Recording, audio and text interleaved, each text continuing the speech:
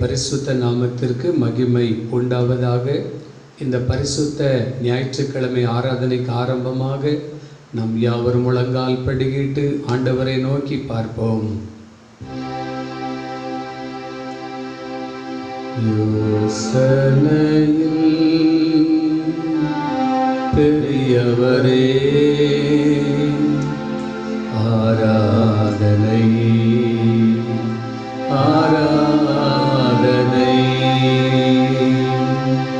செயல்களிலே வல்லவரே, ஆராதனை ஆராதனை. ஓசானா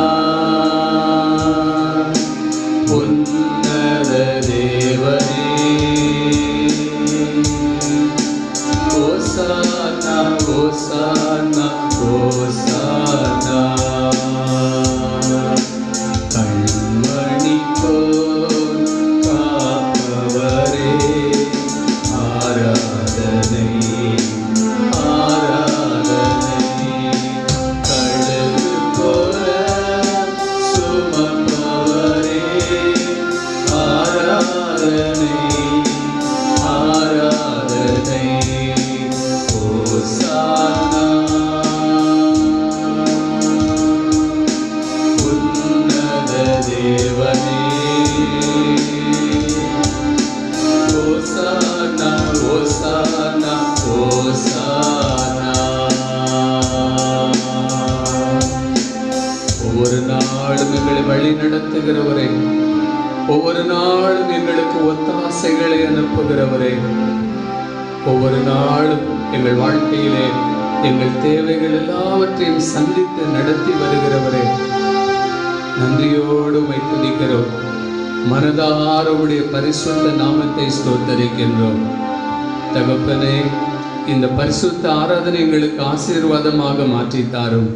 பாடுகின்ற பாடல்கள், வாசிக்க போகின்ற வேத வசனங்கள், தியானிக்க போகின்ற உம்முடைய வல்லமை உள்ள வார்த்தைகள் எங்கள் ஒவ்வொருவருக்கும் மிகுந்த ஆசீர்வாதத்தை கொண்டு வரட்டும். உம்முடைய கரத்திலே எங்களை தாழ்த்தி ஒப்பு கொடுக்கின்றோம். பொறுப்பெடுத்துக் கொள்ளும், வழி நடத்தும், ஆசீர்வதியும். இயேசு கிறிஸ்துவின் வல்லமை உள்ள நாமத்திலே ஜெபிக்கின்றோம் எங்கள் ஜீவனுள்ள பிதாவே, ஆமேன். நாம் உட்காருவோம். கர்த்தருடைய பரிசுத்த நாமத்திற்கு மகிமை உண்டாவதாக. நாம் யாவரும் சேர்ந்து 18வது பாடலை நாம் யாவரும் சேர்ந்து பாடி கர்த்தருடைய நாமத்தை மகிமைப்படுத்துவோம்.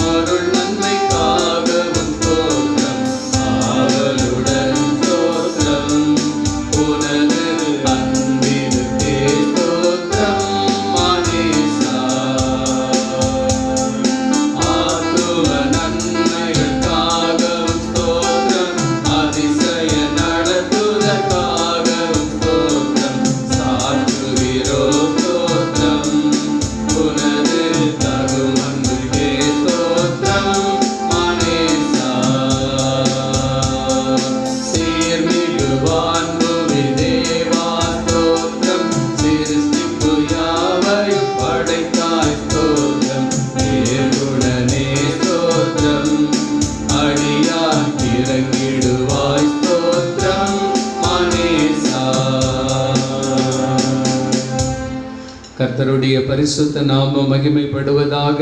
இப்பொழுது வேத பாடம் வாசிக்க கேட்போம். வாசிக்கும்படியாக தெரிந்து கொள்ளப்பட்டதான பரிசுத்த வேதாகமத்தின் பகுதி ஆதியாகமம் 28ஆம் அதிகாரம் வசனங்கள் 13 தொடங்கி 15 வசனங்கள் முடிய. அதற்கு மேலாக கர்த்தர் நின்று, நான் உன் தகப்பனாகிய ஆபிரகாமின் தேவனும் ஈசாக்கின் தேவனுமாகிய கர்த்தர், நீ படுத்திருக்கிற பூமியை உனக்கும் உன் சந்ததிக்கும் தருவேன். உன் சந்ததி பூமியின் தூளை போலிருக்கும். நீ மேற்கேயும் கிழக்கேயும் வடக்கேயும் தெற்கேயும் பரம்புவாய். உனக்குள்ளும் உன் சந்ததிக்குள்ளும் பூமியின் வம்சங்கள் எல்லாம் ஆசீர்வதிக்கப்படும். நான் உன்னோட இருந்து நீ போகிற இடத்திலெல்லாம் உன்னை காத்து இந்த தேசத்துக்கு உன்னை திரும்பி வர பண்ணுவேன். நான் உனக்கு சொன்னதை செய்யும் அளவும் உன்னை கைவிடுவதில்லை என்றார் என்பதே. ஆமென். கர்த்தர் தாமே இந்த திருவசனங்களை ஆசீர்வதிப்பாராக. நாம் யாவரும் சேர்ந்து முழங்கால் படியிட்டு கர்த்தருடைய ஜெபத்தை நாம் யாவரும் சேர்ந்து ஏறெடுப்போம். பரமண்டலங்களில் இருக்கிற எங்கள் பிதாவே, உம்முடைய நாமம் பரிசுத்தப்படுவதாக, உம்முடைய ராஜ்யம் வருவதாக, உம்முடைய சித்தம் பரமண்டலத்திலே செய்யப்படுகிறது போல பூமியிலும் செய்யப்படுவதாக. அன்றன்றுள்ள ஆகாரத்தை எங்களுக்கு தாரும். எங்களுக்கு விரோதமாய் குற்றம் செய்கிறவர்களை நாங்கள் மன்னிக்கிறது போல எங்கள் குற்றங்களை எங்களுக்கு மன்னியும். எங்களை சோதனைக்குள் பிரவேசிக்க பண்ணாமல் தீமையினின்று எங்களை ரட்சித்துக் கொள்ளும். ராஜ்யமும் வல்லமையும் மகிமையும் என்றென்றைக்கும் உம்முடையவைகளே. ஆமேன், ஆமேன். நாம் உட்காருவோம். கர்த்தருடைய பரிசுத்த நாமம் மகிமைப்படுவதாக. கிறிஸ்துவுக்குள் அன்பானவர்களே, உங்கள் ஒவ்வொருவரையும் ஆண்டவராகிய இயேசு கிறிஸ்துவின் இனிதான நாமத்திலே இந்த ஞாயிற்றுக்கிழமை நாளிலே உங்களை சந்திப்பதிலே மிகுந்த மகிழ்ச்சி அடைகிறேன். கர்த்தர் தாமே நம் ஒவ்வொருவரையும் ஆசீர்வதிப்பாராக. சீக்கிரமாக இன்றைக்கு இருக்கிற இந்த சூழ்நிலைகள் மாறி நாம் விடுதலையோடு ஆண்டவரை ஆராதிப்பதற்குரிய அனுகூலமான வாசல்களை ஆண்டவர் நமக்கு உண்டு பண்ணி தருவாராக. கர்த்தருக்கே மகிமை உண்டாகட்டும். நாம் இப்பொழுதும் சில நிமிடங்கள் நம்முடைய தலைகளை தாழ்த்தி ஆண்டவரை துதிப்போம், ஸ்தோத்தரிப்போம். அவருடைய பரிசுத்த நாமத்தை நாம் மகிமைப்படுத்துவோம். ஆண்டவரே, என்னோடு பேசும் ஆண்டவரே, என்னோடு இடைப்படும் ஆண்டவரே என்று சொல்லி ஆண்டவருடைய சமூகத்திலே நம்மை தாழ்த்துவோம், நம்மை அர்ப்பணிப்போம். நம்முடைய ஆண்டவர் நம்மோடு பேசுகிறவர். அவர் நம்மை விட்டு விலகாதவர், நம்மை ஒரு நாளும் கைவிடாதவர். சூழ்நிலைகள் மாறலாம். நம்முடைய வாழ்க்கை பாதையிலே ஒவ்வொரு நாளும் நம்முடைய வாழ்க்கை பிரயாணத்திலே நம்மளோடு பயணிக்கிற ஆண்டவர், நம்மளோடு வாசம் பண்ணக்கூடிய ஆண்டவர், நம்மை நடத்தி செல்லக்கூடியவர். வாழ்க்கையிலே இருள் சூழலாம், நெருக்கமான சூழ்நிலைகள் வரலாம், போராட்டங்கள் நம்முடைய வாழ்க்கையில் இருக்கலாம். ஆனால் எல்லாவற்றின் நடுவிலும் எல்லாவற்றின் மத்தியிலும் உங்களையும் என்னையும் வழி நடத்தி செல்லக்கூடிய ஒரு நல்ல தகப்பனாயிருக்கிற ஆண்டவர், நம்மை போல் நம்மோடு கூட நம்முடைய உணர்வுகளை புரிந்து கொண்டு நடக்கக்கூடிய நல்ல நண்பனாயிருக்கக்கூடிய ஒரு ஆண்டவர் நமக்கு உண்டு. அவர் நம் ஒவ்வொருவரை நேசிக்கிறார். என் மகனே, என் மகளே, நீ சோர்ந்து போகாதே, கலங்கி போகாதே. எனக்கு ஆறுதல் சொல்லக்கூட யாரும் இல்லை. நான் ஒரு ஏழை, நான் எவ்வளவு கஷ்டப்பட்டுக்கிட்டு இருக்கிறேன், எனக்கு யார் உதவி செய்வாங்க என்று சொல்லி ஒருவேளை நீங்கள் கலங்கி போயிருக்கலாம். உங்களுக்கு உதவி செய்யக்கூடிய ஒரு ஆண்டவர் உண்டு. அவர் தான் இயேசு கிறிஸ்து. அவர் இன்றைக்கும் உயிரோடு இருக்கிறார். அவரை நோக்கி பார்ப்போம். அவரை நோக்கி பார்க்கிறவர்கள் வெட்கப்பட்டு போவதில்லை. நன்றியோடு நாம் அவரை துதிப்போமா, ஸ்தோத்தரிப்போமா. நன்றி ஆண்டவரே, நாங்கள் உம்மை துதிக்கிறோம், நாங்கள் உம்மை ஸ்தோத்தரிக்கிறோம். ஆண்டவரே, உம்முடைய நாமத்தை நாங்கள் மகிமைப்படுத்துகிறோம். நான் ஒருபோதும் உன்னை கைவிடுவதில்லை என்றுரை செய்தேனன்றோ. நான் ஒருபோதும் உன்னை கைவிடுவதில்லை என்றுரை செய்தேனன்றோ. கடலாழத்திலும் அக்கினி சூழலிலும் என்னை காத்திடும் பலவானோ. விச சர்ப்பங்களோ சிங்க கூட்டங்களோ பயம் வேண்டாம்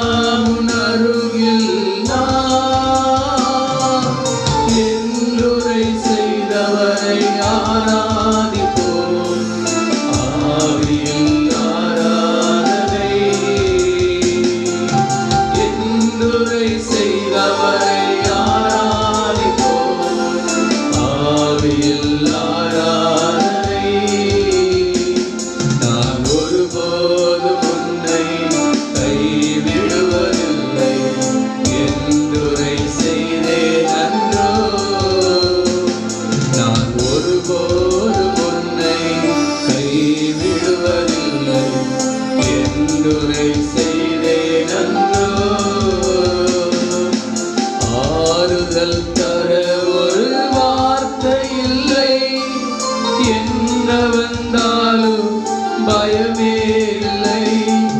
மாறாத இயேசு உண்டெனக்கு, மனது ஒருபோதும் கலங்கவில்லை. ஏழை எனக்கு அடைக்கலமே, அவர் புயலில் என் கண்மலையே. ஏழை எனக்கு அடைக்கலமே, அவர் புயலில் என் கண்மலையே. என்றுரை செய்தவரை ஆராதிப்போம், ஆவியில் ஆராதனை. என்றுரை செய்தவரை ஆராதிப்போம், ஆவியில் ஆராதனை. நான் ஒருபோதும் உன்னை கைவிடுவதில்லை, என்றுரை செய்தேனன்றோ. நான் ஒருபோதும் உன்னை கைவிடுவதில்லை, என்றுரை செய்தேனன்றோ. கடலாழத்திலும் அக்கி சூளையிலும் உன்னை காத்திடும் பலவானோ. விச சர்ப்பங்களோ சிங்க கூட்டங்களோ பயம் வேண்டாம் உன் அருகில் நான்.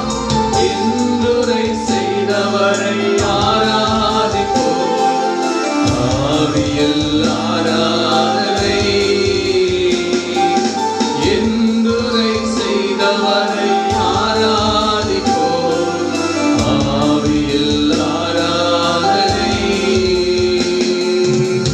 புயல் காற்று வீசலாம், பெருவெள்ளம் வரலாம், சூழ்நிலைகள் கூட வித்தியாசமாய் தோன்றலாம்.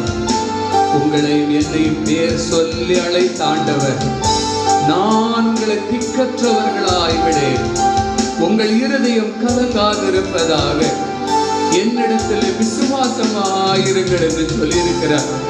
விசுவாசம் உள்ளவளாயிரு, பயப்படாதே, விசுவாசம் உள்ளவனாயிரு என்று சொல்லுகிற வல்லமை உள்ள ஆண்டவர், ஜீவிக்கிற ஆண்டவர் இன்றைக்கு உயிரோடு இருக்கிறார். அவரை சார்ந்து கொள்ளுவோம். ஆண்டவரே, ஒவ்வொரு நாளும் பிரசன்னம், ஒவ்வொரு நாளும் அபிஷேகம், ஒவ்வொரு நாளும் ஆளுகை என்னை நிரப்பட்டும் ஆண்டவரே என்று சொல்லி ஆண்டோடைய சமூகத்திலே காத்திருப்போம். ஆண்டோடைய சமூகத்திலே நம்மை அர்ப்பணிப்போம். ஆண்டோடைய சமூகத்திலே நம்மை ஒப்பு கொடுப்போம். அவர் நம்மை நடத்துவார், அவர் நம்மை அபிஷேகிப்பார், அவர் நம்மை ஆளுகை செய்வார். ஒவ்வொரு நாளும் நம்மை நடத்துவார். ஒரு நாளும் நம்மை விட்டு விட மாட்டார். ஒவ்வொரு நாளும் சகோதரனே, சகோதரியை உங்களை நடத்துவார். இன்றைக்கு நடத்தின ஆண்டவர் நாளைக்கு உங்களை நடத்த அவர் வல்லமை உள்ளவராக இருக்கிறார்.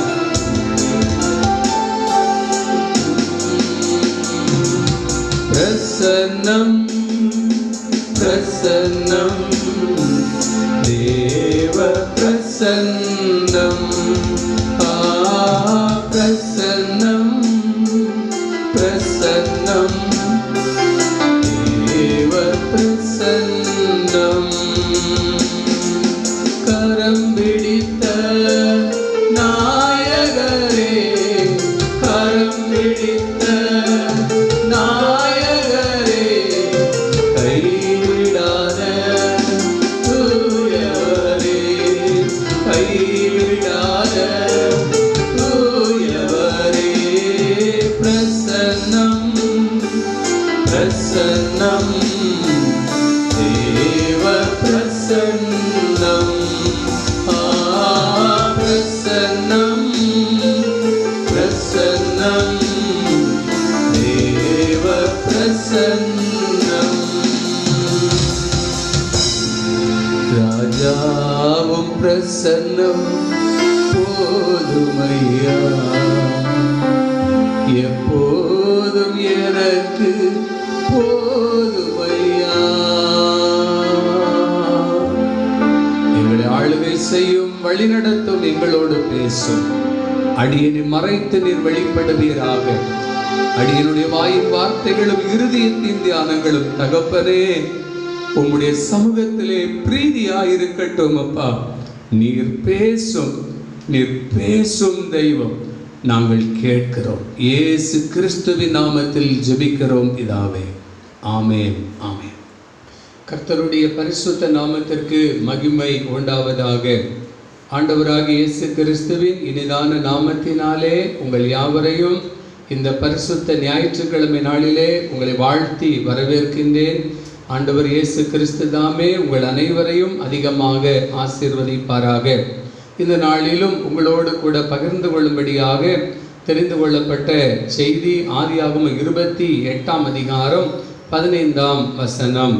நான் உன்னோடே இருந்து நீ போகிற இடத்திலெல்லாம் உன்னை காத்து இந்த தேசத்துக்கு உன்னை திரும்பி வர பண்ணுவேன். நான் உனக்கு சொன்னதை செய்யும் அளவும் உன்னை கைவிடுவதில்லை என்றார். நான் உனக்கு சொன்னதை செய்யும் அளவும் உன்னை கைவிடுவதில்லை என்றார். இந்த நாளினுடைய செய்தியினுடைய தலைப்பு, நான் உன்னை கைவிடுவதில்லை. ஆண்டவர் அவருடைய பிள்ளைகள் ஒவ்வொருவரையும் அவர் அன்போடு நேசிக்கின்றார். அவர் நேசிக்கின்ற ஒவ்வொரு மக்களையும் ஆண்டவர் கைவிடாமல் அவர்களை வழிநடத்தி வருகின்ற நல்ல தகப்பனாக ஆண்டவர் நமக்கு இருக்கின்றார். ஆதியாகமம் 28ஆம் அதிகாரத்திலே நாம் வாசிக்க கேட்ட 15ஆம் வசனத்திலே யாக்கோபை பார்த்து கர்த்தராகிய தேவன் சொல்லுகின்ற ஒரு வாக்குத்தத்தத்தை தான் நாம் அங்கே வாசிக்க கேட்டோம். நான் உனக்கு சொன்னதை செய்யும் அளவும் நான் உன்னை கைவிட மாட்டேன். எனக்கு பிரியமானவர்களே, கைவிடாத ஒரு நல்ல ஆண்டவர் நமக்கு இருக்கின்றார்.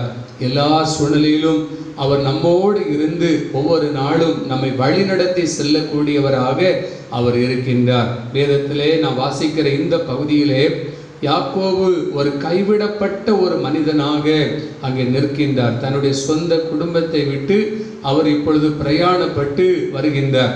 அங்கே ராத்திரி நேரத்திலே, இரவு நேரத்திலே தங்கி கொண்டிருக்கிற இடத்திலே ஆண்டவர் அங்கே யாக்கோபோடு பேசுகின்ற ஒரு வார்த்தையை தான் நாம் இங்கே கேட்டோம். யாக்கோபு நம்பிக்கையற்றவனாக இருள் நிறைந்த நிலைமையிலே வாழ்க்கை பாதையிலே அவன் பயணப்பட்டு கொண்டிருக்கும் பொழுது ஆண்டவர் அவனை பார்த்து சொல்லுகிறார், நான் உன்னை கைவிட மாட்டேன் என்று சொல்லுகின்றார். இன்றைக்கும் கர்த்தருடைய வார்த்தை கேட்டுக்கொண்டிருக்கிற நம் ஒவ்வொருவரையும், உங்களையும் பார்த்து ஆண்டவர் சொல்லுகின்றார், என் மகளே, என் மகனே, நான் உன்னை கைவிட மாட்டேன் என்று சொல்லி ஆண்டவர் சொல்லுகின்றார்.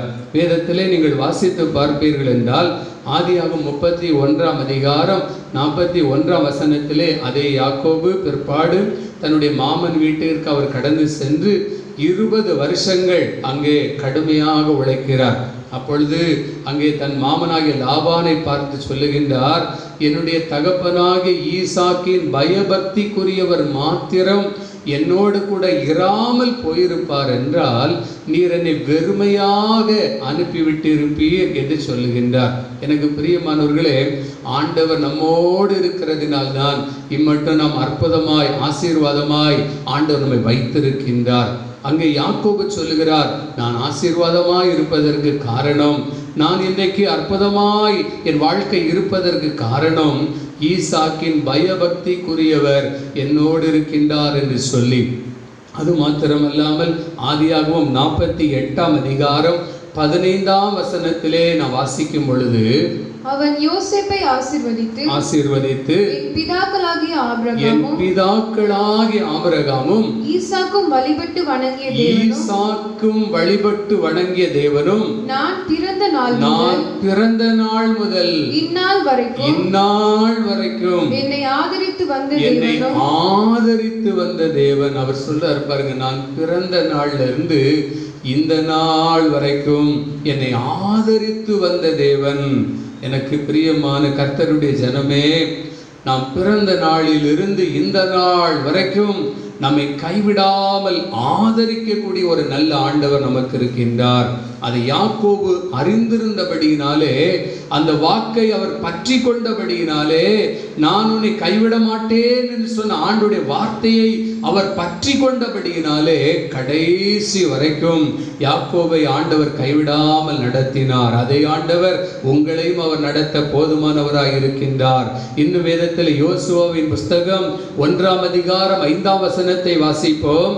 நீ உயிரோடு இருக்கும் நாளெல்லாம் ஒருவனும் உனக்கு முன்பாக எதிர்த்து நிற்பதில்லை. நான் மோசையோடு எப்படி நான் இருந்தேனோ அதே போல உன்னோடும் இருப்பேன். நான் உன்னை விட்டு விலகவும் இல்லை, உன்னை கைவிடுவதும் இல்லை என்று அங்கே யோசுவாவை பார்த்து கர்த்தராகிய தேவன் வாக்கு கொடுக்கிறார். நான் உன்னை விட்டு விலகுவதும் இல்லை, உன்னை கைவிடுவதும் இல்லை என்று சொல்லி. எப்படிப்பட்ட ஒரு சூழ்நிலையில இஸ்ரவேல் மக்களுடைய முழு பொறுப்பையும் ஏற்றுக்கொள்ள வேண்டிய ஒரு சூழ்நிலை, மோசே மரித்து போன ஒரு சூழ்நிலை, இஸ்ரவேல் மக்களை தொடர்ந்து வழிநடத்த வேண்டிய ஒரு சூழ்நிலை. காரணம், இஸ்ரவேல் மக்களுடைய குணங்களை எல்லாம் அறிந்திருந்தவர் இந்த யோசுவா. மோசையோடு கூட மோசேயினுடைய அடிச்சுவடுகளை பின்பற்றி வந்தவன் இந்த யோசுவா. இஸ்ரவேல் மக்கள் முறுமுறுக்கிறவர்கள், இஸ்ரவேல் மக்கள் கலக குணம் படைத்தவர்கள், இஸ்ரவேல் மக்கள் அடிக்கடி அங்கே அவர் கற்களை எடுத்துக்கொண்டார்கள், இருதயத்தில் பின்வாங்கி போன சுபாவம் உடையவர்கள்.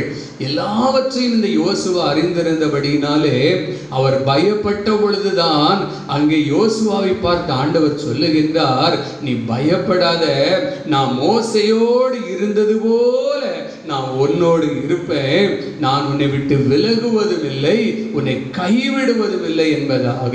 எனக்கு அருமையானவர்களே, வாழ்க்கையிலே போராட்டங்கள், சவால்கள், பிரச்சனைகள் வருகிறதா? என்ன செய்வது என்று சொல்லி கலங்கி கொண்டிருக்கிறீர்களா? தடுமாறி கொண்டிருக்கிறீர்களா? உங்களை பார்த்துதான் ஆண்டவர் சொல்லுகிறார், நான் உன்னை கைவிடுவதில்லை என்பதாக.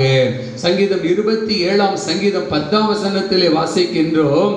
அங்கே தாவீது என்ன சொல்லுகிறார் பாருங்கள், என் தகப்பனும் என் தாயும் என்னை கைவிட்டாலும் கர்த்தர் என்னை சேர்த்து கொள்ளுவார். என் தகப்பன் கைவிட்டுறலாம், தாய் கைவிட்டுறலாம், கர்த்தர் என்னை சேர்த்து கொள்ளுவார். என் ஆண்டவர் என்னை கைவிடாதவர் என்பதை தாவீது ஒவ்வொரு நாளும் அவர் அறிந்திருந்தபடியினால் தான் தாவீதை ஆண்டவர் ஆச்சரியமாய் நடத்தினார். எனக்கு அன்பானவர்களே, தாவீது அதை அறிந்திருந்தார். என் ஆண்டவர் என்னை கைவிடாத ஒரு நல்ல தகப்பன், கைவிடாத ஒரு நல்ல மேய்ப்பன் எனக்கு இருக்கின்றார் என்பதை தாவீது அறிந்திருந்தார். இன்னும் புலம்பல் 3ஆம் அதிகாரம் 31ஆம் வசனத்திலே நான் வாசிக்கின்றோம், ஆண்டவர் என்றென்றைக்கும் கைவிட மாட்டார். நீங்கள் இந்த புலம்பல் புத்தகத்தை வாசித்து பார்ப்பீர்கள் என்றால் அது எரேமியா எழுதின ஒரு புலம்பல். அழுது கொண்டே எழுதுகிறார். அதற்கு காரணம், எங்கள் வாழ்க்கையிலே துயரங்கள், எங்கள் வாழ்க்கையிலே கைவிடப்பட்ட நிலைமைகள், எங்கள் வாழ்க்கையிலே பிரச்சனைகள், எங்கள் வாழ்க்கையிலே பல போராட்டங்கள், உதவியற்ற நிலைமைகள். 1ஆம் அதிகாரத்தை நீங்க வாசிச்சு பாருங்க. உதவியற்ற நிலைமைகள், சிறுமைப்படுத்தப்பட்ட நிலைமைகள், இன்னும் கஷ்டங்கள், அப்படிப்பட்ட தனிமைப்படுத்தப்பட்ட சூழ்நிலைகள். அப்படிப்பட்ட நிலைமையில தான் எரேமியாவுக்கு ஆண்டவர் வாக்கு கொடுக்கிறார், என்றென்றைக்கும் அவர் கைவிட மாட்டார் என்பதாக. அதே ஆண்டவர் இன்றைக்கும் அவருடைய பிள்ளைகளாகிய நாம் ஒவ்வொருவரையும் அவர் கைவிடாமல் வழி நடத்த அவர் வல்லமையுள்ள தெய்வமாய் இருக்கின்றார். யாரை ஆண்டவர் கைவிட மாட்டார்? எல்லாரையும் ஆண்டவருக்கு நான் கைவிடுவதில்லை என்று சொல்லி இருக்கிறார்.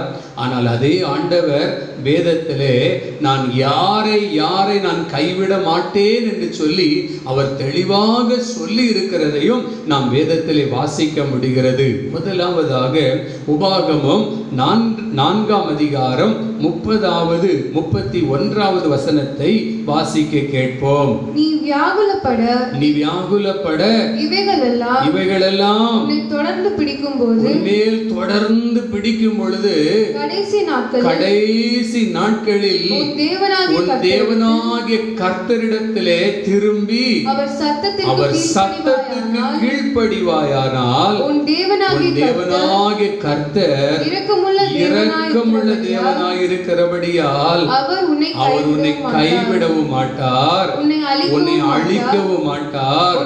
உன் பிதாக்களுக்கு தாம் ஆணையிட்டு கொடுத்த உடன்படிக்கையை மறக்கவும் மாட்டார். அல்லேலூயா. கர்த்தருக்கு மகிமை உண்டாவதாக. உன் தேவனாகிய கர்த்தர் இரக்கமுள்ள தேவனாய் இருக்கிறபடியால் அவர் உன்னை கைவிட மாட்டார், அவர் உன்னை கைவிட மாட்டார். ஆண்டவர் நம்மை கைவிடாமல் இருக்க வேண்டும் என்றால் நாம் என்ன செய்ய வேண்டும்? நம்முடைய வாழ்க்கை எப்படி இருக்க வேண்டும்? கடைசி நாட்களிலே வியாகுலங்கள் வரும் பொழுது, பிரச்சனைகள் வரும் பொழுது உன் தேவனாகிய கர்த்தரிடத்திலே நீ திரும்ப வேண்டும், கர்த்தரிடத்திலே திரும்ப வேண்டும். அவர் சத்தத்துக்கு நீ கீழ்ப்படிய வேண்டும். அப்படி நீ கீழ்ப்படியும் பொழுது கர்த்தர் இரக்கமுள்ள தேவனாய் இருக்கிறபடியால் அவர் உன்னை கைவிட மாட்டார். கடைசி நாட்கள், நாம் வாழுகிற இந்த நாட்கள் கடைசி நாட்கள் என்று நடைபெறக்கூடிய ஒவ்வொரு சூழ்நிலைகளும் நமக்கு கற்றுக் கொடுக்கிறது அல்லவா? தினந்தோறும் தினசரி பத்திரிகைகளில் வாசிக்கும் பொழுது நல்ல செய்திகளை நாம் பார்க்க முடிவதில்லை. அநேக துர்ச்செய்திகளை பார்க்கின்றோம், அநேக மரணங்களை பார்க்கிறோம், அநேக அழிவுகளை நாம் பார்க்கிறோம். எனக்கு பிரியமான கர்த்தருடைய ஜனமே, இன்றைக்கு ஆண்டவர் நம்மோடு பேசுகிறார். நீ என்னிடத்திலே திரும்பி வா என்கிறார். கர்த்தரிடத்திலே திரும்பி அவர் சத்தத்திற்கு கீழ்ப்படிவாயானால் அவர் எப்படிப்பட்ட தெய்வமாய் இருக்கிறாராம்? நான் இரக்கமுள்ள தேவனாய் இருக்கிறபடியினாலே நான் உன்னை அழிக்க மாட்டேன் என்று சொல்லுகிறார். அவர் இரக்கமுள்ள தேவன். நாம் ஆராதிக்கிற ஆண்டவர், நாம் தொழுது கொள்ளக்கூடிய ஆண்டவர், அவர் இரக்கமுள்ள தேவனாய் இருக்கிறபடியினாலே அவர் நம்மை அழிக்காமல், நம்மை கைவிடாமல் காப்பாற்றுகிற ஆண்டவராய் இருக்கிறார். நம் ஆண்டவர் இயேசு கிறிஸ்துனுடைய இருதயம் எப்படிப்பட்டது தெரியுமா? நீங்கள் லூக்கா எழுதின சுவிசேஷம் 19ஆம் அதிகாரத்திலே 41ஆம் வசனத்திலிருந்து 44ஆம் வசனம் வரைக்கும் நீங்கள் வாசித்து பார்க்கும் பொழுது இயேசு கிறிஸ்து எருசலேம் நகரத்தை பார்த்து கண்ணீர் விட்டு அழுதார் என்று அங்கு எழுதப்பட்டிருக்கிறது.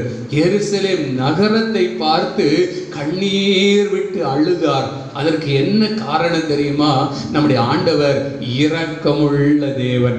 நம்முடைய ஆண்டவர் இரக்கமுள்ள தேவனாக இருக்கிறதுனால இரக்கமுள்ளவர்களுக்கு தான் கண்ணீர் வரும். அவர் இரக்கமுள்ள தேவனாக இருக்கிறபடினாலே அவர் கண்ணீர் விட்டு அழுதார்.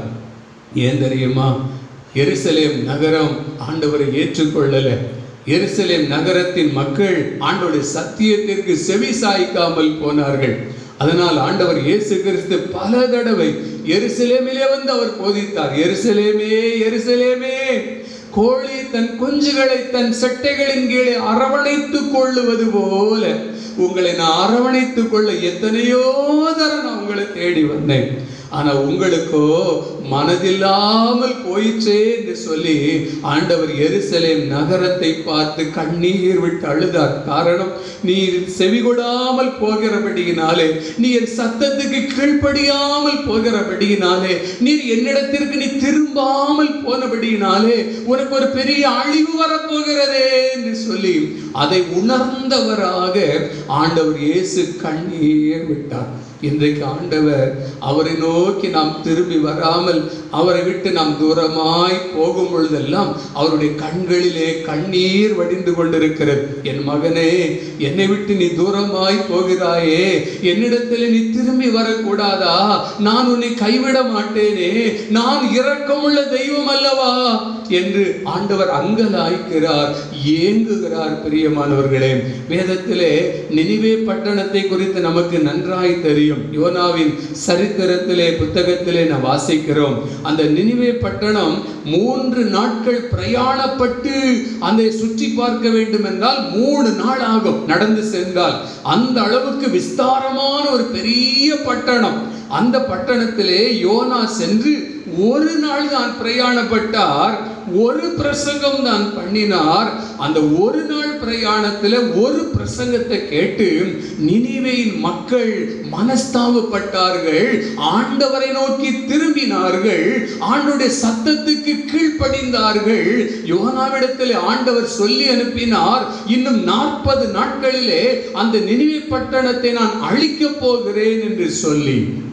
ஆனால் அதே நினிவே பட்டணத்து மக்கள் தங்களுடைய பொல்லாத வழிகளை விட்டு, தங்கள் துன்மார்க்க வழிகளை விட்டு, தங்களுடைய அக்கிரம செய்கைகளை விட்டு, பாவத்தை விட்டு ஆண்டவரை நோக்கி திரும்பின பொழுது ஆண்டவர் அவர்களுடைய நிலைமைகளை பார்த்து அவர்களை கைவிடாமல் அவர்களுக்கு உதவி செய்தார், அழிக்க மனதில்லாதிருந்தார்.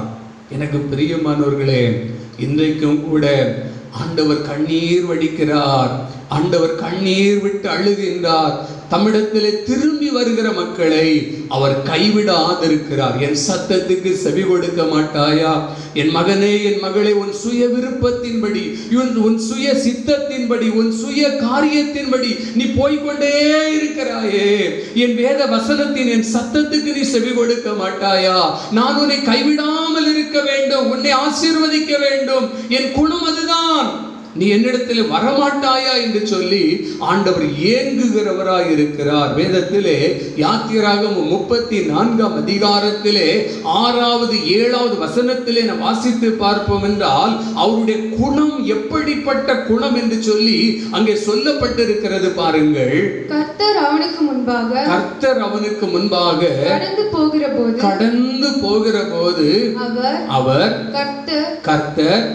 கர்த்தர் இரக்கமும் கிருபையும் நீடிய சாந்தமும் மகாதயவும் சத்தியமும் உள்ள தேவன், 1000 தலைமுறைகளுக்கு இரக்கத்தை காண்பிக்கிறவர், அக்கிரமத்தையும் மீறுதலையும் பாவத்தையும்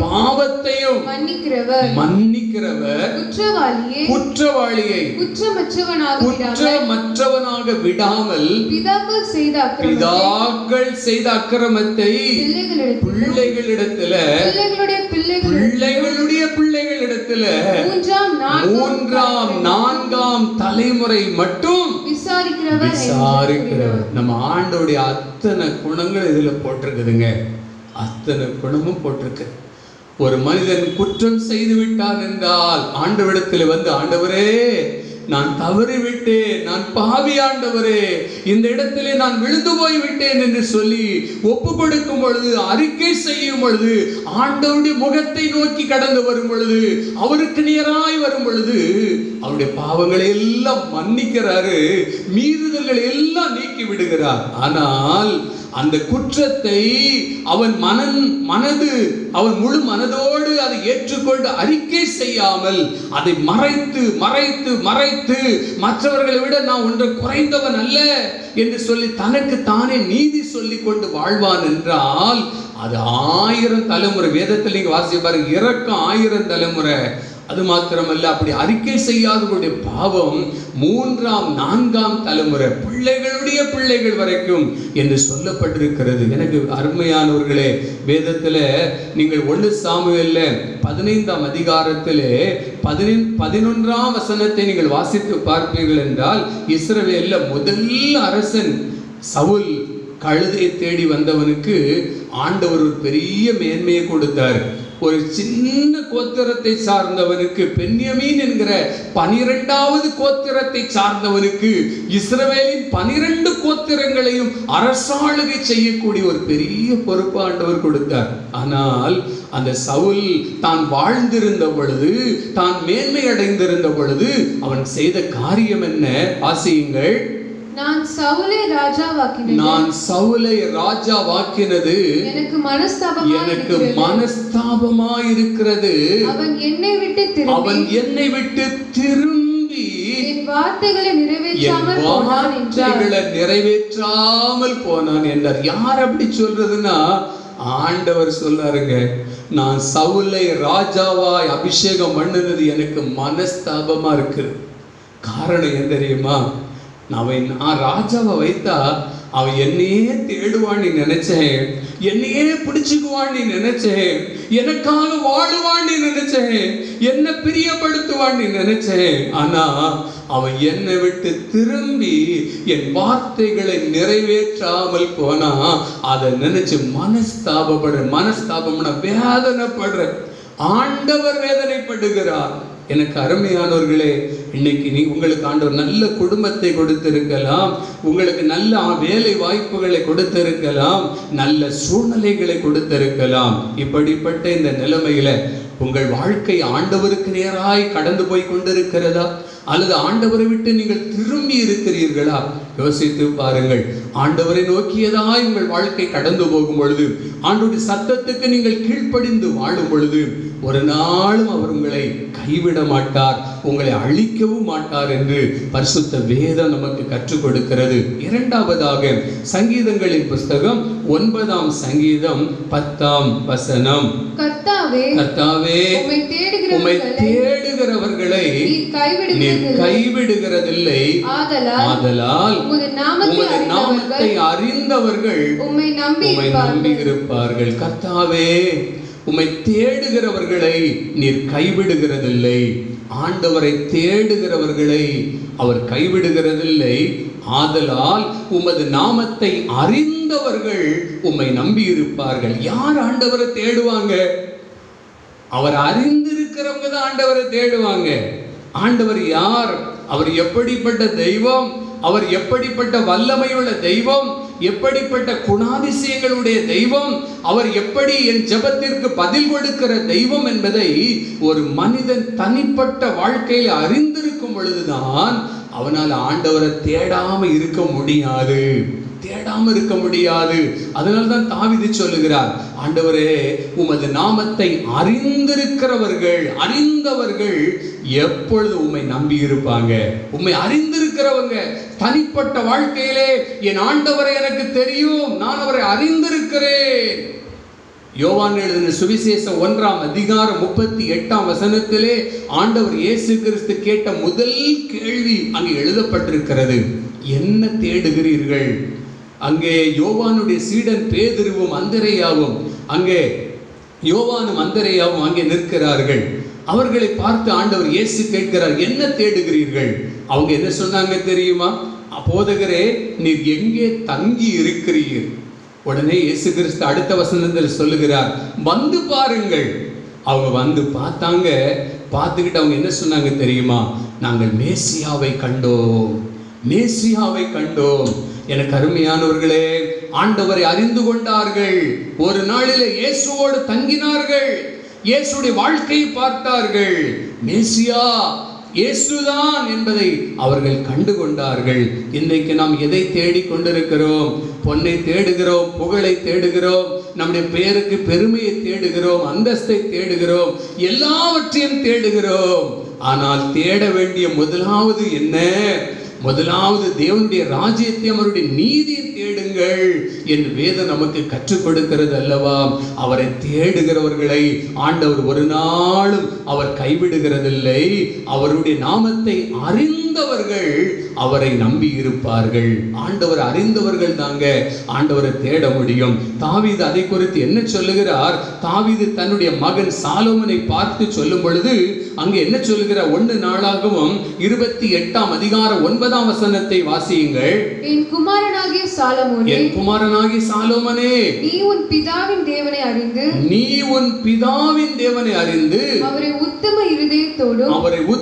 இருதயத்தோடும் உற்சாக மனதோடும் சேவி. கர்த்தர் எல்லா இருதயங்களையும் ஆராய்ந்து நினைவுகளின் தோற்றங்களை எல்லாம் அறிகிறார். நீ அவரை தேடினால், உனக்கு தென்படுவார்.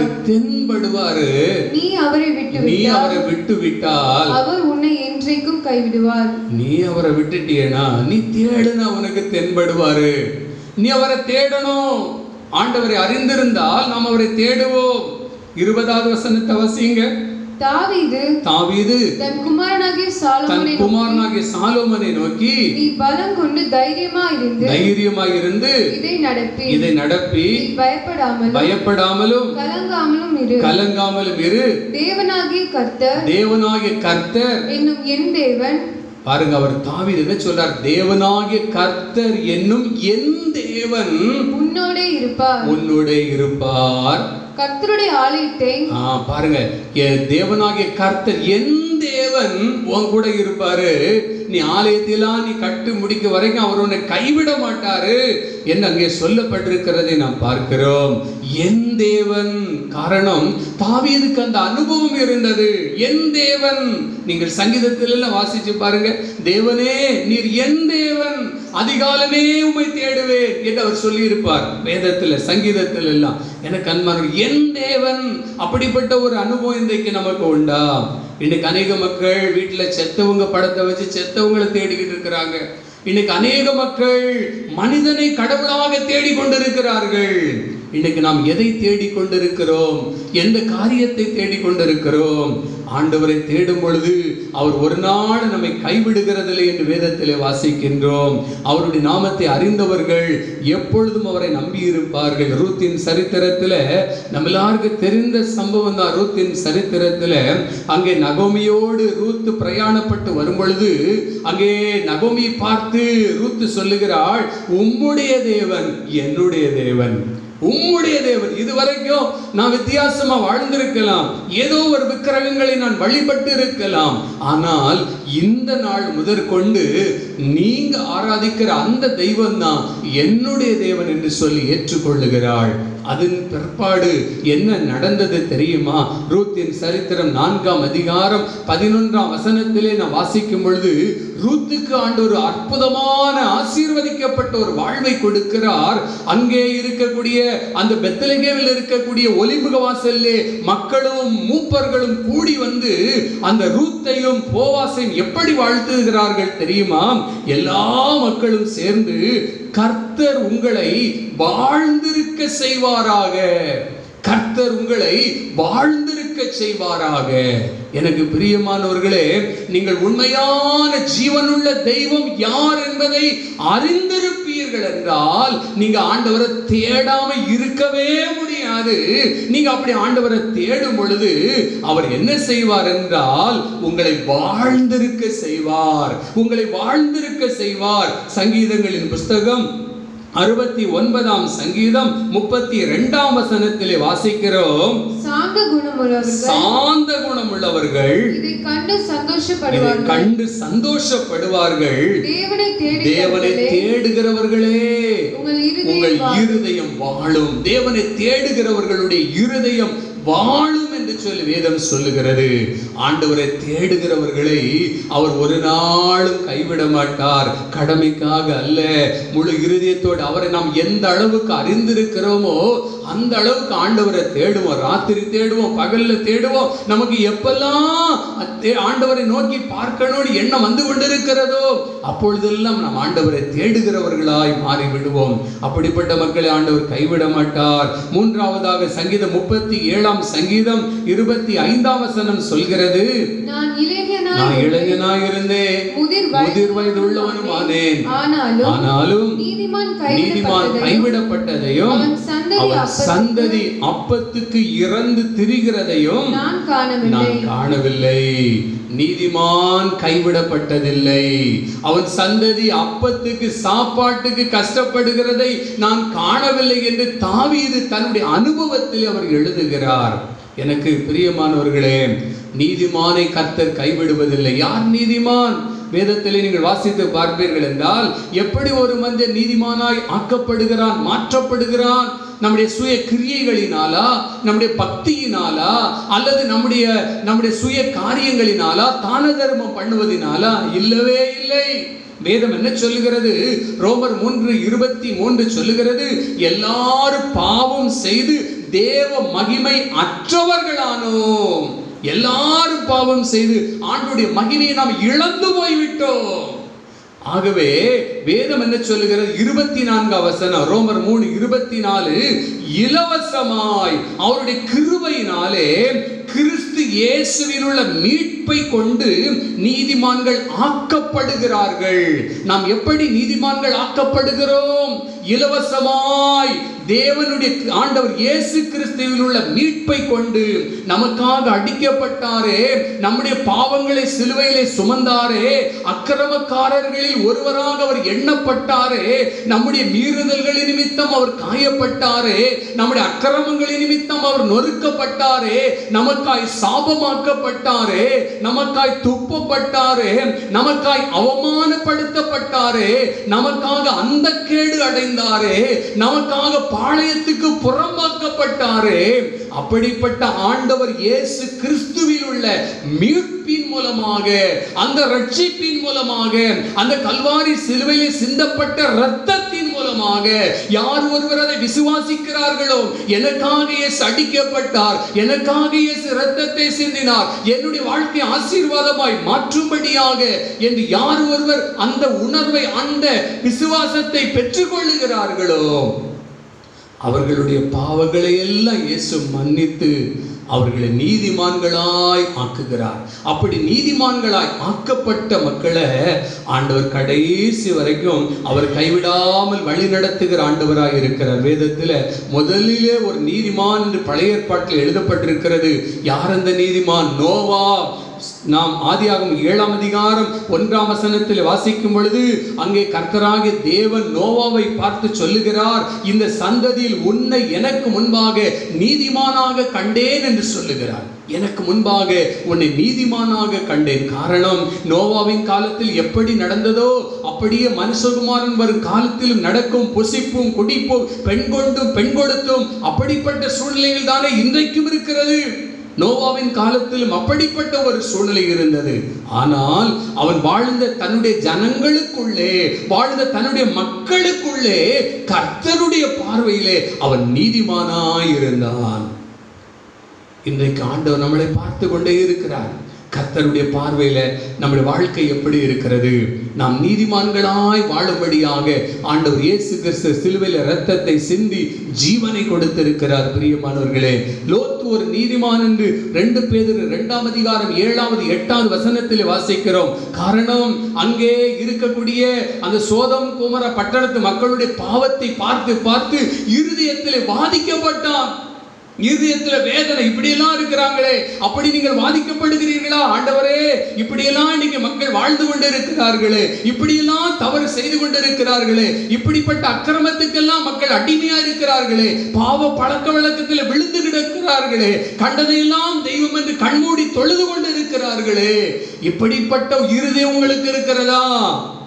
உங்களை ஆண்டவர் கைவிட மாட்டாரு. ஆண்டவர் உங்களை வழி நடத்துவார். பிரியமானவர்களே, கடைசியாக ஏசாயா 62ஆம் அதிகாரம் 3ஆம் வசனம், நீ கர்த்தருடைய கையில அலங்காரமான கிரீடமும் உன் தேவனுடைய கரத்திலே ராஜ முடியுமாய் இருப்பாய். அடுத்த வசனம், நீ இனி கைவிடப்பட்டவள் எனப்படாமல் என்று அங்கே சொல்லுகிறது. அப்படி என்றால் 4வதாக யாரை ஆண்டவர் கைவிட மாட்டார் என்றால், கர்த்தருடைய கரத்தில் இருக்கிறவர்களை, ஆண்டவருடைய கரத்தில் இருக்கிறவர்களை. ஒவ்வொரு நாளும் காலையில் எழுந்தவுடன், ஆண்டவரே, இந்த நாளை கொடுத்ததற்காக உமக்கு நன்றி, என்னையோ என்னுடைய பிள்ளைகளையோ குடும்பத்தையோ என் காரியங்களையோ உம்முடைய கரத்தில் நான் ஒப்பு கொடுக்கிறேன், நீங்க நடத்துங்க, நீங்க என் தேவைகளை எல்லாம் சந்திங்க, நீங்க என்ன வாழ வைங்க, நீங்க பொறுப்படுத்திக் கொள்ளுங்க என் ஆண்டவருடைய கரத்திலே நாம் கொடுக்கும் பொழுது ஆண்டவர் நம்மை கைவிடாமல் நம்மை வாழ வைக்கிறவராய் இருக்கிறார். நீங்கள் 62ஆம் அதிகாரத்தில் ஏசாயா 4 வசனம் கடைசி வார்த்தை வாசிக்கும்போது, உன் தேசம் வாழ்க்கைப்படும், உன் தேசம் வாழ்க்கைப்படும். யாருடைய தேசம் வாழ்க்கைப்படும்? கர்த்தருடைய கரத்திலே ஒரு குடும்பம், கர்த்தருடைய கரத்திலே ஒரு மனுஷன், கர்த்தருடைய கரத்திலே ஒரு வாலிப பெண், கர்த்தருடைய கரத்திலே ஒரு வாலிப தம்பி தன்னுடைய வாழ்க்கையை ஒப்பு கொடுக்கும் பொழுது ஆண்டவர் பொறுப்பெடுத்து அவர்களை வாழ்க்கைப்படும்படியாக, அவர்களை வாழ வைக்கும்படியாக ஆண்டவர் வாஞ்சை உள்ளவராய் இருக்கின்றார். வேதத்திலே நான் வாசிக்கும் பொழுது எரேமியா 18ஆம் அதிகாரம் 6ஆம் வசனத்திலே நான் வாசிக்கும் பொழுது அங்கே ஆண்டவர் சொல்லுகிறார், களிமண் குயவன் கையில் இருக்கிறது போல நீங்கள் என் கையில் இருக்கிறீர்கள் என்று ஆண்டவர் சொல்லுகிறதை நாம் பார்க்கின்றோம். ஏசாயா 49ஆம் அதிகாரம் 15வது 16வது வசனத்தை வாசியுங்கள். ஸ்திரீயானவள் தன் கர்ப்பத்தின் பிள்ளைக்கு இறங்காமல் தன் பாலகனை மறப்பாளோ? அவர்கள் மறந்தாலும் நான் உன்னை மறப்பதில்லை. இதோ என் உள்ளம் கைகளில் உன்னை வரைந்திருக்கிற. ஆண்டவர் சொல்றாரு, நம்ம எல்லாரையும் எங்க ஆண்டவர் வரைந்து வைத்திருக்கிறாராம்? உள்ளம் கைகளிலே வரைந்து வைத்திருக்கிறார். அந்த அளவுக்கு நம்ம அவருடைய கரத்தில் இருக்கிறோம். எனக்கு பிரியமான கர்த்தருடைய பிள்ளையே, இன்றைக்கு ஆண்டவர் நம்மை பார்த்து பேசுகிறார். கர்த்தருடைய கரத்திலே நம்முடைய வாழ்க்கை ஒப்பு கொடுத்து இருக்கிறோமா? அல்லது என் இஷ்டப்படி நான் வாழ்வேன், என் விருப்பப்படி வாழ்வேன் என்று சொல்லி நாம் வாழ்ந்து கொண்டிருக்கிறோமா? கர்த்தருடைய கரத்திலே வேதத்திலே நாம் வாசித்து பார்க்கும் பொழுது 5 அப்பம் தான், 2 மீன் தான். நீங்கள் அந்த சம்பவத்தை நீங்கள் வேதத்திலே வாசித்து பார்ப்பீர்கள் என்றால், அங்கே கர்த்தருடைய கரத்திலே கொண்டு வந்து அதை கொடுத்த பொழுது 5 அப்பம் 2 மீனை 5000 பேருக்கு அவர் போஷித்து மீதி எடுக்கக்கூடிய அளவுக்கு ஆண்டவர் அங்கே விருத்தி அடை செய்தார் என்று சொல்லி நாம் வாசிக்கிறோம். மத்தேயு 14ஆம் அதிகாரம் 18ஆம் வசனத்தில் ஆண்டவர் இயேசு கிறிஸ்து சொல்லுகிறார், அவைகளை என்னிடத்தில் கொண்டு வாருங்கள். சீடர்கள் சொல்றாங்க, இவங்க பசியோடு இருக்கிறாங்க, அனுப்பிருங்க ஆண்டவரே, அனுப்பி விட்டுருங்க. 200 பணத்துக்கு அப்பங்கள் வாங்கினா கூட போதாதே, எம்மாத்திரம் பத்தாது அப்படின்னு எல்லாம் குறைவை பற்றியே சொல்லி கொண்டிருக்கிறார்கள். ஆனால் ஆண்டவர் இயேசு கிறிஸ்து சொல்லுகின்றார், இவர்களை இப்படியே அனுப்பிவிட்டால் வழியிலே சோர்ந்து போவார்களே, இவர்களுக்கு நீங்கள் தான் போஜனம் கொடுக்கணும். உங்ககிட்ட என்ன இருக்குதோ அதை என் கையில கொண்டு வாங்க, என் கையில கொடுங்க. எனக்கு அருமையானவர்களே, ஆண்டவருடைய கையிலே கொண்டு வந்து கொடுத்த பொழுது 5 அப்பம் தான், 2 மீன் தான். அதை 5000 பேர்கள் சாப்பிட்டு திருப்தி அடைந்து மீதி எடுக்கக்கூடிய அளவிற்கு ஆண்டவர் ஆசீர்வதித்து கொடுத்தார். இன்றைக்கு உங்க வாழ்க்கையில நீங்கள் சந்திக்கக்கூடிய சவால்கள், பிரச்சனைகள், எந்த காரியம், அது சிறிய காரியமாக இருக்கலாம் அல்லது பெரிய காரியமாக இருக்கலாம், எதாயிருந்தாலும் நீங்கள் கர்த்தருடைய கரத்திலே நீங்கள் கொண்டு போகும் பொழுது ஆண்டவர் உங்களை கைவிடாமல் நடத்துவார், உங்களை வாழ வைப்பார், உங்கள் குறைவுகளை எல்லாம் நீக்குவார். எனக்கு அருமையானவர்களே, அது மாத்திரமல்ல, மார்க் எழுதின சுவிசேஷம் 10ஆம் அதிகாரம் 13ஆம் வசனத்தில் வாசிக்கும் பொழுது சின்ன சின்ன பிள்ளைங்க, குட்டி குட்டி பிள்ளைகளை பெற்றோர்கள் இயேசுவினிடத்தில் இயேசு கிறிஸ்து தொட வேண்டும் என்று சொல்லி இயேசுவினிடத்திலே கொண்டு வந்தார்கள். யாராயிருந்தாலும் இயேசுநாதருடைய கரத்திலே வரும் பொழுது ஆண்டவர் ஆசீர்வதிக்கிறார். இன்றைக்கு நீங்கள் யாருடைய கரத்தில் இருக்கிறீர்கள்? யாருடைய கரத்தில் இருக்கிறீர்கள்? இன்னைக்கு எல்லாரும் கரத்தில் செல்போன் தான் இருக்குது. நீங்க யார் கரத்தில் இருக்கிறீங்க? ஆண்டவருடைய கரத்தில் இருக்கிறீங்களா? அல்லது சத்துரு வழிகாட்டி கொண்டு போகிற சத்துருடைய கரத்தில் இருக்கிறீங்களா? நீங்கள் யாருடைய கரத்தில் இருக்கிறீங்க? யோசிச்சு பாருங்க. யார் உங்களை வழிநடத்தி கொண்டு இருக்கிறார்? யார் உங்களை ஆளுகை செய்து கொண்டிருக்கிறார்? யார் உங்களுடைய நேரத்தை எடுத்து கொண்டிருக்கிறார்கள்? யோசித்து பாருங்கள். நீங்கள் கர்த்தருடைய கரத்தில் இருந்தால் அவர் உங்களை நேர்த்தியா நடத்துவார், அழகா உங்களை வழி நடத்தி கொண்டு செல்லுவார். உங்கள் எதிர்காலத்தை அவர் பார்த்து கொள்ளுவார், உங்கள் தேவைகளில் அவர் சந்திப்பார், உங்கள் தடைகள் எல்லாம் மாறும். அருமையானவர்களே, வேதத்திலே நீங்கள் வாசித்து பார்ப்பீர்கள் என்றால் யோவான் 10ஆம் அதிகாரம் 28ல் வாசிக்கிறோம், நான் அவைகளுக்கு நித்திய ஜீவனை கொடுக்கிறேன், அவைகள் ஒரு கால் கெட்டு போவதில்லை, ஒருவனும் அவைகளை என் கையிலிருந்து பறித்துக் கொள்வதும் இல்லை, அவைகள் எனக்கு தந்த என் பிதா எல்லாரிலும் பெரியவராய் இருக்கிறார், அவைகளை என் பிதாவின் கையிலிருந்து பறித்துக் கொள்ள ஒருவனாலும் கூடாது. எல்லாரும் ஆண்டவருடைய கரத்தில் இருக்கிறோம். ஆண்டவருடைய கரத்தில் யாரும் பறித்து கொள்ள முடியாது.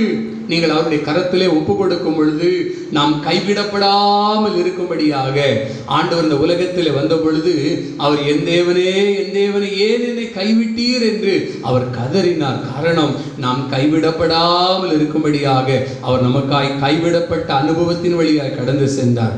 அதை ஆண்டவர் உயிரோடு இருக்கிறார். நான் உன்னை கைவிடுவதில்லை என்று சொல்லியிருக்கிறார். யாரையெல்லாம் அவர் கைவிட மாட்டார். நாம் இன்றைக்கு வாசித்தோம், தியானித்தோம் அல்லவா? உண்மையாக அவரை நோக்கி திரும்பி அவர் சத்தத்துக்கு கீழ்ப்படிவோம் என்றால் அவர் ஒரு நாள் நம்மை கைவிட மாட்டார். அவரை தேடுகிறவர்களை கைவிட மாட்டார், நீதிமான்களை கைவிட மாட்டார். கர்த்தருடைய கரத்திலே உங்கள் வாழ்க்கையை நீங்கள் ஒப்பு கொடுக்கும் பொழுது அவர் ஒரு நாள் உங்களை கைவிடாமல் வழி நடத்துவார். அப்படிப்பட்ட தேவன் தாமே இந்த நாள் மாத்திரமல்ல, வருகிற ஒவ்வொரு நாளும் ஒவ்வொரு கால சூழ்நிலையிலும் உங்களை ஆச்சரியமாய் வழிநடத்தி செல்ல அவர் வல்லவராய் இருக்கிறார். அவரை சார்ந்து கொள்ளுங்கள், பற்றி கொள்ளுங்கள். கர்த்தர் தாமே நம் ஒவ்வொருவரையும் ஆசீர்வதிப்பாராக. ஆமேன், ஆமேன். ஆராதனைக்கு இறுதியாக நாம் யாவரும் சேர்ந்து நம்முடைய ஈசியை பாடல் புத்தகத்திலே 316வது பாடலை சேர்ந்து பாடுவோம்.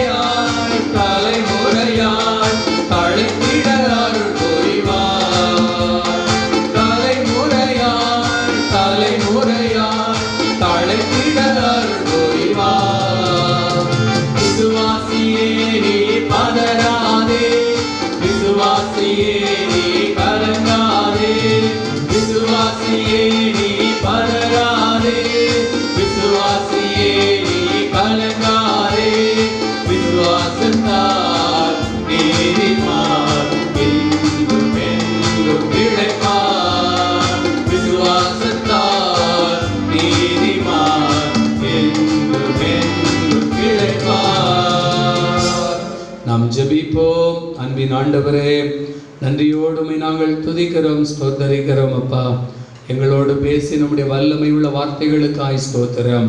நீர் ஜீவன் உள்ளவர், உயிரோடு இருக்கிறவர். ஆண்டவரே, உயிரோடு இருக்கிற ஆண்டவர் எங்களை கைவிடாமல் எங்களை வழிநடத்தி செல்லக்கூடியவராய் இன்றைக்கும் நீர் ஜீவிக்கிறவராய் இருக்கிறதற்காய் உமக்கு ஸ்தோத்திரம். நன்றியோடுமை நாங்கள் துதிக்கிறோம், நாங்கள் உம்மை ஸ்தோத்தரிக்கிறோம். அப்பா, நான் உனக்கு சொன்னதை செய்யும் அளவும் நான் உன்னை கைவிடுவதில்லை என்று சொல்லி வாக்கு கொடுத்த ஆண்டவர், இன்றைக்கும் ஆண்டவரே உம்மை தேடுகிற மக்களை, அப்பா உம்மை நேசிக்கிற மக்களை, உம்முடைய சத்தத்துக்கு கீழ்ப்படிந்து ஆண்டவர் வாழுகிற மக்களை, பரிசுத்தமாய் ஆண்டவரை வாழ்வதற்கு தங்களை அர்ப்பணித்து நீதிமான்களாய் வாழுகிற மக்களை தங்கள் வாழ்க்கையை உம்முடைய கரத்திலே ஒப்பு கொடுத்த மக்களை நீர் ஒவ்வொரு நாளும் வழிநடத்தி செல்லுகின்ற வல்லமையுள்ள ஆண்டவராக நீர் இருக்கிறதற்காக நாங்கள் உமக்கு நன்றி செலுத்துகிறோம். தகப்பனே, இந்த 8வது மாதத்தின் இந்த கடைசி ஞாயிற்றுக்கிழமை நாள் இந்த நாள் வரைக்கும் எங்களை ஆச்சரியமா எங்களை நடத்தி வந்தீரே அப்பா, உமக்கு ஸ்தோத்திரம். ஆண்டவருடைய அன்பு எவ்வளவு மேலானது ஐயா. தொடர்ந்து நடத்தும். இந்த நாளில் உம்முடைய வசனத்தை கேட்டுக்கொண்டிருக்கக்கூடிய, உம்முடைய வார்த்தைகளின் சத்தத்தை கேட்டுக்கொண்டிருக்கிற ஒவ்வொரு உம்முடைய பிள்ளைகளை நீர் ஆசீர்வதியும். சீக்கிரத்திலே இந்த நிலைமைகள் எல்லாம் மாறட்டும். இந்த கொள்ளை நோய்கள் இயேசு கிறிஸ்துவின் நாமத்திலே முற்றிலும் அழிந்து போகட்டும். ஒரு விடுதலை உண்டாகட்டும். தேசத்தில் ஒரு சேமம் உண்டாகட்டும். தேசத்தில் ஒரு ஆசீர்வாதம் உண்டாகட்டும். ஆண்டவரை, நாங்கள் எல்லாரும் ஆலயத்தில் வந்து கூடி ஆராதிக்கக்கூடிய அந்த நாட்களை நீர் எங்களுக்கு தரும்படியாக நாங்கள் ஜெபிக்கின்றோம். தடையெல்லாம் மாற்றும். ஆண்டவரே, ஒவ்வொரு பிள்ளைகளை ஆசீர்வதியும். சுகம், பலன், ஆரோக்கியங்களை தாரும். உம்முடைய கரத்தில் அர்ப்பணிக்கிறோம். பொறுப்பெடுத்துக் கொள்ளும். எல்லா துதி, கன, மகிமையா உமக்கே செலுத்துகிறோம். இயேசு கிறிஸ்துவின் வல்லமையுள்ள நாமத்திலே ஜெபிக்கிறோம் எங்கள் ஜீவனுள்ள பிதாவே, ஆமென். ஆசீர்வாதத்தை பெற்றுக் கொள்வோம். வலுவாதபடி நம்மை காக்கக்கூடியவரும் தமது மகிமையுள்ள சன்னிதானத்திலே நம்மை மாசற்றவர்களாய் நிலைநிறுத்த வல்லமை உள்ளவருமாய் இருக்கிற நம்முடைய கர்த்தராகிய இயேசு கிறிஸ்துவின் கிருபையும் பிதாவாகிய தேவனுடைய அன்பும் பரிசுத்த ஆவியானவருடைய ஐக்கியமும் வழி நடத்துதலும் நம் அனைவரோடும் சகல பரிசுத்தவான்களோடும் கர்த்தருடைய பிள்ளைகள் ஒவ்வொருவரோடும் ஆண்டுடைய வருகை பரியந்தம் நீடித்து நிலைத்திருப்பதாக.